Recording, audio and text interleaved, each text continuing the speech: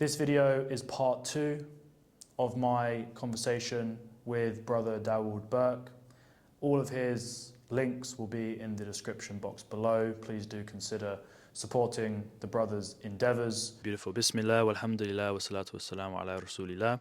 Diving straight back into our conversation, is there another example of a book that is memorized by tens of millions of people around the world with absolute perfection? And if, like my own experience earlier on today, we're going through the recitation and we just get a feeling something's adrift, something's amiss, something's wrong, and then you open the kitab and you're like, I made this tiny mistake 4 verses ago. What is that from? Why is that? I have no knowledge, I have no experience. And so I guess what I want to say is Ramadan's coming up. Inshallah, we'll make it to Ramadan because there's no guarantees, of course. I wanted to think about, when the night prayer is going and, the masjid is full and it's a beautiful time of year, but how many more Ramadans will people allow themselves to not understand the recitation that they stand for hours listening to? And I want to ask you, brother, how has year after year, Ramadan after Ramadan, your experience of those nights changed as you've been able to absorb the meaning and be one of those people who's not just listening to something that sounds nice, but something that is actually penetrating their heart, so to speak? Alhamdulillah wa sallallahu wa sallam ala nabiyina Muhammad wa ala alihi wa sahbihi ajma'in. So the first Ramadan that I had, I remember I was blown away by it, and I would listen to the Quran, barely understood any letters. But I did have an intention for myself to go through the Quran, listening to it and listening to the translation. So I had a application going on where it has the Quran recited verse, and then it would recite a translation all the way through, and I finished it, alhamdulillah. So I understood the meanings. I was going through the meanings, and I could hear the similar words. You hear nar, okay, and then also you hear fire. Okay, I know this word. And so I kind of did these kind of back and forth. So I was picking up words here and there. And so I was understanding I would hear like certain keywords. And I know this is kind of the subject we're in, and I could feel it. And that was kind of the first. And then standing in Tarawih, it was very powerful, but I didn't necessarily always know what was going on. I was kind of lost. But if I would listen to the Quran beforehand, like say they would go like through every day they would do a juice. So if I listen to the Quran like a juz that day beforehand, and I just listen to it, I can kind of remember the general theme when I was coming up to that. That was like my first Ramadan. Second Ramadan, I came here to Egypt. Yeah, I think it was my second Ramadan. I came to Egypt, and when I was at Egypt, COVID hit. Alhamdulillah. No Ramadan.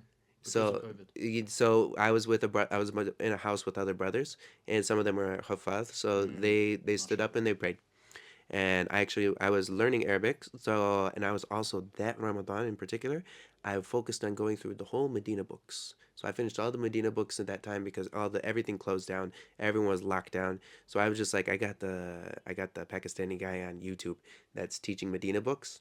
So I got my PDFs out on YouTube, or like PDFs on my iPad and YouTube, and sometimes talk slow. I've sped them up to like 2 speed. They just got like the new 3-point speed or whatever on YouTube, mashallah. So no, but I sped them up, and I went through the whole thing of Medina books because I was memorizing. I was getting about to Surah Mujadala, or no, Mumtahana. So I went to that surah, and when I was in this surah, I was like, I don't understand what's going on. I don't understand anything.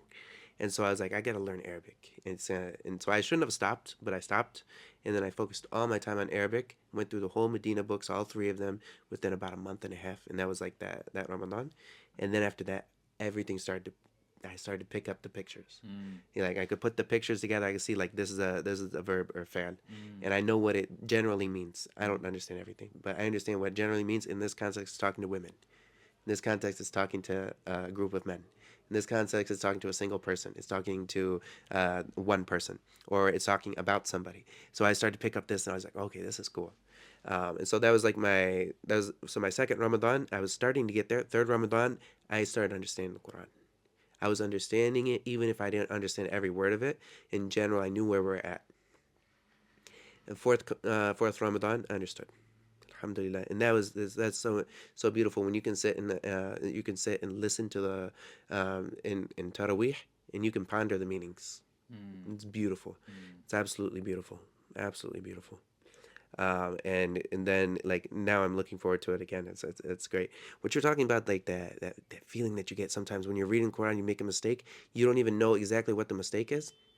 You know, there's multiple aspects of the Quran. One of the miraculous aspects is the sound itself, and that there's nothing that can like if anything happens in the sound, you'll feel it immediately. If you repeat it enough, the Quran kind of gets like a muscle memory. But at the same time, there's a limit to this, and also if you learn Arabic, it will fix a lot of mistakes. Like you immediately will just you'll hear a mistake, and it's just so off when you know nah.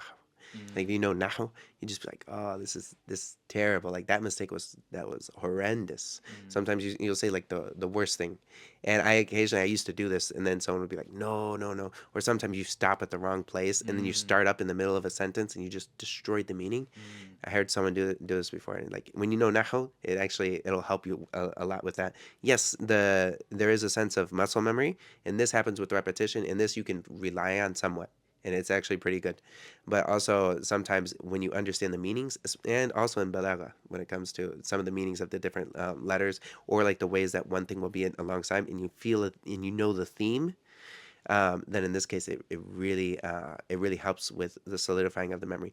And I'm not a master when it comes to the memorization. I memorized it, and I also forgot a ton, and I got to go rememorize it. So that's where I'm at in that. But I love the memorization. Like it's great, and then having a teacher and whatnot. This is a beautiful thing.